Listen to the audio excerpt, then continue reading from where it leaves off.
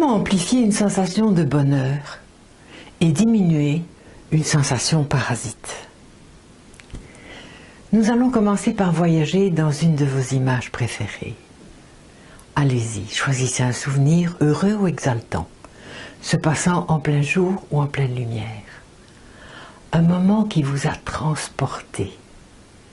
Et parmi le scénario, vous allez choisir une image, rien qu'une. Et vous imaginez que cette image mesure environ 50 cm, voilà, et qu'elle se trouve à 50 cm de votre visage. Bien, nous allons maintenant définir toutes les modifications possibles que nous pouvons apporter à cette image. C'est-à-dire jouer avec la luminosité, le clair, le foncé, jouer avec la distance, mettre l'image au loin, la mettre au près, jouer avec la localisation, la mettre à gauche ou la mettre à droite, lui changer sa taille, grande ou petite, lui changer sa forme, en faire une image carrée ou rectangulaire, changer la netteté, la précision ou le flou, changer la couleur ou la mettre en noir et blanc, et lui donner une position particulière, la mettre en perspective ou la mettre frontalement.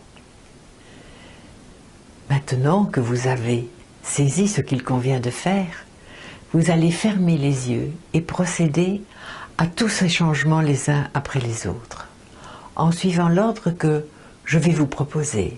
Et surtout, vous allez tester les variations émotionnelles provoquées par les changements des sous-modalités de votre image. Allons-y, fermez les yeux. Voyez votre image de bas sur votre écran intérieur et définissez l'émotion ou la sensation qu'elle provoque en vous. Définissez cela par un nombre de 1 à 10, 10 étant le bonheur, l'exaltation, 0 étant l'opposé. Imaginez que votre image vous procure un bonheur de 8 sur 10. Alors vous voyez le chiffre 8 représenté sur une sorte de thermomètre ou de baromètre. Oui. Nous allons maintenant jouer avec les variations des sous-modalités. Commençons avec la luminosité. Faites en sorte que votre image devienne de plus en plus claire, comme surexposée. Ressentez ce que ce changement provoque en vous émotionnellement et déterminez un chiffre de 1 à 10. Puis faites devenir votre image de plus en plus foncée. Et là aussi, testez votre émotion. Et là aussi, déterminez ce changement sur un thermomètre en mettant un chiffre qui convient. Retenez la modalité qui provoque le plus grand changement émotionnel pour vous. C'est important parce que vous pourrez l'utiliser de nombreuses fois. Nous allons jouer maintenant avec la distance. Faites en sorte que votre image s'éloigne de vous de plus en plus loin. Et voyez si cela change quelque chose à votre thermomètre, ou si vous restez toujours sur le nombre de 8 sur 10. Faites le contraire, amenez l'image le plus près possible de votre visage et définissez le thermomètre si cela change. Si les changements émotionnels sont importants, retenez que cette modalité a beaucoup d'influence sur vous. Jouez maintenant avec la localisation. Déplacez votre image vers la gauche, testez, et puis déplacez-la vers la droite, testez également. Et pointez les différences s'il y en a. Vous allez maintenant jouer avec la taille de votre image. Vous faites devenir l'image de plus en plus grande et voyez ce que cela induit chez vous. Ensuite, vous faites devenir l'image de plus en plus petite. Et là aussi, pointez les différences émotionnelles. Attribuez des nombres sur votre thermomètre. Le changement de taille est une sous-modalité très effective pour beaucoup de personnes. Alors si c'est le cas pour vous, pensez à la mettre dans votre peloton de tête, de manière à pouvoir l'utiliser à bon escient et quand vous en aurez besoin. Jouez maintenant avec la forme extérieure de votre image. Passez d'une forme carrée à une forme rectangulaire et tirez-en les conclusions. On continue. Jouez avec la netteté. Rendez votre image très précise.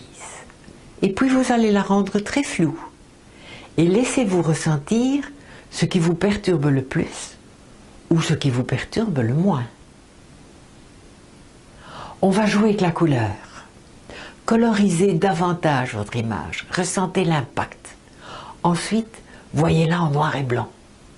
et ressentez également l'impact sur vous. Si c'est le cas, retenez bien cette sous-modalité.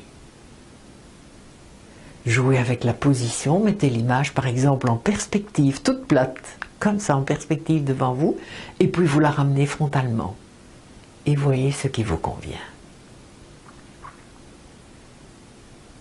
Maintenant que vous connaissez les sous-modalités auxquelles vous êtes sensible, vous allez à tout moment pouvoir modifier les images, souvenirs qui surgissent spontanément et sur lesquels vous pensez ne pas avoir de contrôle. Et vous allez pouvoir faire varier votre thermomètre émotionnel en fonction de vos souhaits. Idem pour les images réelles, présentes autour de vous. Plus rien ne vous empêche de les aménager à votre convenance. Imaginez que vous voyez les choses au travers d'une loupe, donc vous les rendez beaucoup plus grosses, plus grandes, plus présentes, ou que vous les colorez davantage en fonction de votre objectif. Cela va vous permettre de ressentir encore plus de choses, telles que par exemple être encore plus amoureux, être encore plus reconnu, plus aimé, ou au contraire, vous sentir plus libre, plus indépendant, plus indifférent, plus en sécurité. Il n'y a pas de limite à cet outil. Il est entièrement à votre service. Faites-vous plaisir et n'hésitez pas à fantasmer. Ça n'aura pas d'incidence négative sur la planète. Alors allez-y, jouez abondamment. C'est magique.